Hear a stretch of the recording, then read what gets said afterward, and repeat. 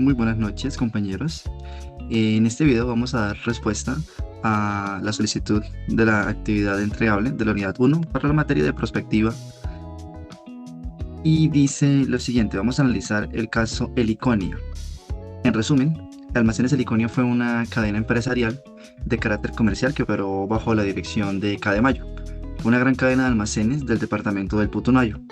Se fundó en 1922 y esos almacenes generaron un crecimiento muy grande, muy significativo en la economía nacional y se convirtió en una empresa muy reconocida y popular en Colombia.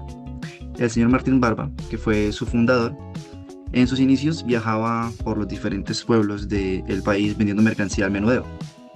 Luego él decide establecerse en Manizales y con su familia él inicia su negocio con un almacén llamado Fontana. Este almacén se expandió rápidamente gracias a que él ofrecía una diversidad de servicios, pero pues lamentablemente hubo un incendio en 1921, dejó a la familia del señor Martín Barba con deudas y pues con un futuro muy incierto, ¿no? No se sabía después de esa catástrofe, después de esa calamidad, cuál sería el futuro que depararía pues a la familia y sus emprendimientos, lo que pues obligó a que obviamente empezaran a buscar nuevos rumbos. Entonces, para responder, la primera parte de esta problemática es la exploración de la situación planteada a través de la prospectiva. Entonces, lo primero que podemos notar es que los inicios de este hombre son muy humildes.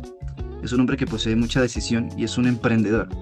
Es un hombre que se resistió al fracaso y que tuvo un fuerte deseo y una visión de progreso, trabajando duro. Pese a las adversidades, siempre estuvo en búsqueda de nuevos rumbos, con una visión de nuevas ideas para introducirse al mercado.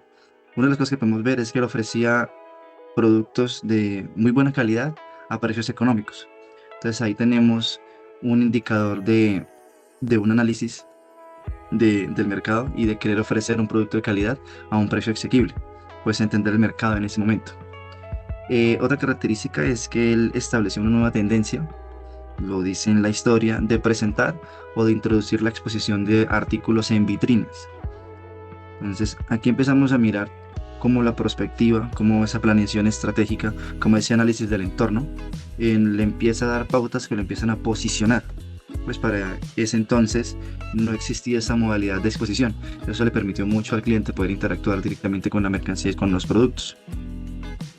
Como segundo punto, de la exploración, algo que podemos ver es que pese a las adversidades, él fue un hombre que decidió arriesgarse, no tuvo miedo de cambiar su lugar de residencia, porque luego de ese acontecimiento, de ese incendio, él se mudó a la ciudad de Barranquilla y volvió a empezar con un préstamo de 200 pesos que le dio un amigo. Aquí podemos ver que este hombre tiene una muy buena visión de negocio y de emprendimiento. Esto lo podemos ver en la medida de que la historia dice que él empieza a vender productos como antifaces y máscaras en épocas de carnaval. Aquí lo que podemos identificar es que él detecta de una manera muy clara un producto con alta demanda y en una época que potencia sus posibilidades de éxito. Es decir, él hace un muy buen análisis de mercado y gracias a esto consigue arrendar la mitad de una zapatería, lo cual se convierte en su primer negocio. En cuanto a la perspectiva, podemos ver que ese hombre empieza a anticiparse y a ver escenarios en donde gracias a ese análisis, él dice: ok, vamos a vender antifaces, vamos a vender máscaras en una época que yo sé que va a ser muy beneficioso para el negocio, y efectivamente así fue. Como segundo ítem dice que se identifique la problemática. Entonces, lo que se puede destacar en este caso es que luego de que lamentablemente el señor Martín Barba fallece, esa empresa la toma, queda en manos del señor Jesús Mora, que era su presidente. Lamentablemente el señor Jesús Mora empieza a tomar decisiones que son muy desequilibrantes para la empresa. Invierte en negocios financieros que no son rentables, que no fueron rentables, lo que impactó pues directamente a la economía de la empresa, que pues anteriormente evidenciaba una estabilidad económica y una rentabilidad muy buena. Entonces aquí lo que podemos notar es que este hombre decide incursionar en un área diferente a la fortaleza inicial de la compañía, y eso termina afectando directamente a la empresa que ya estaba establecida y pues genera su posterior quiebra y el cierre de estos almacenes.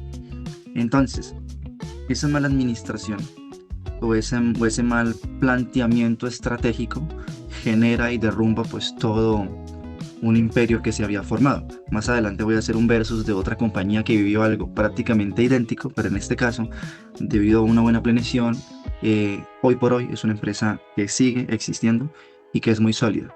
Entonces, ¿cuál es la conexión entre los conceptos y las problemáticas encontradas en este caso? El señor Pérez Uribe, en un texto del 2018, él plantea unos factores de una gerencia de lo inesperado. Esos factores son cosas como los fenómenos de la naturaleza, fenómenos de desequilibrio humano, crisis económicas, responsabilidad social, normalización de cambios, paradigmas, nuevas tecnologías, entre otros. Entonces acá podemos notar que precisamente un fenómeno de la naturaleza es el que crea que pues los inicios de la compañía se vean truncados. Pero después esa capacidad para adaptarse, esa creación de aprendizaje, de conocimiento, ese liderazgo prospectivo, hace que el señor Martín Barba pueda retomar su negocio y ser exitoso. Aquí pues destacamos mucho la importancia de la prospectiva. Según Astiarraga, en un texto del 2016, él resalta que la importancia de este proceso en la práctica prospectiva se da con los siguientes ítems. Por ejemplo, es muy útil para la reflexión y la planeación estratégica. Lo veíamos con el señor Martín Barba, como este hombre tuvo que haber pensado y sentarse y decir, bueno, ahora, ¿qué hago después de ese lamentablemente, después de ese incidente? Dice que suministra información relevante. Lo vemos, por ejemplo, en cómo el señor Martín Barba busca un evento cultural muy conocido como es el Carnaval de Barranquilla y dice, ok, en base a esto voy a empezar a promocionar unos artículos que van acorde a esos eventos. Como tercer punto dice que se profundiza en el conocimiento de aspectos influyentes. Lo vemos precisamente con el señor Martín Barba en esa nueva tendencia de que él creó de la exhibición de sus productos en vitrina, algo nunca antes visto, lo que contribuyó, que será el cuarto punto, a una difusión futurista, a una innovación y preparó a la organización para los cambios. Si lo vemos por el otro lado, el Señor Jesús pues no practica de buena manera esta práctica prospectiva y pues desencadena en el fracaso de la compañía. Como ejemplo, yo quiero resaltar a la empresa o a Industrias Ramo. Es una empresa que presenta de una manera muy similar la situación que vivió Almacenes El Iconio con K de Mayo. Y Ramo también vivió esa transición en el que su fundador y creador fallece. Pero en este caso, con Ramo, se continúa con la misma visión de su fundador, pero adicional a eso se empiezan a aplicar estrategias de planeación, de prospectiva con el fin de expandir y diversificar su segmento y su alcance comercial. Industria Ramo comienza vendiendo ponqués en establecimientos comerciales. Cuando la empresa crece y cuando la empresa se magnifica, y aún luego de crisis que obviamente tuvieron, y después del fallecimiento de su fundador, ellos empiezan a aumentar ese segmento y empiezan a planear cómo expandirse, cómo prosperar. Y hoy por hoy Industrias Ramo no solamente produce ponqués, produce muchas otras alimentos, bebidas, aumentaron sus tipos de ponqués, ahora no son solamente las tortas, también son con dulce, en fin, muy en resumen, Industrias Ramo vivió precisamente una situación muy similar. Como conclusión, en cuanto a la perspectiva estratégica, podemos darnos cuenta de que es tremendamente importante. Esa planeación y esa preparación para las posibles adversidades del futuro es muy importante. Me va a impactar directamente esa sostenibilidad empresarial. Cómo hacer que mi empresa perdure a través del tiempo. Qué estrategias aplico para que mi empresa se mantenga y tenga esa proyección de crecimiento. Cómo puedo planear o qué puedo hacer, cómo puedo prepararme para que mi compañía pues, se mantenga siempre en el mercado. Espero que pues, este aporte haya sido de su ayuda y nos vamos a ver en otra próxima ocasión. Chao, chao.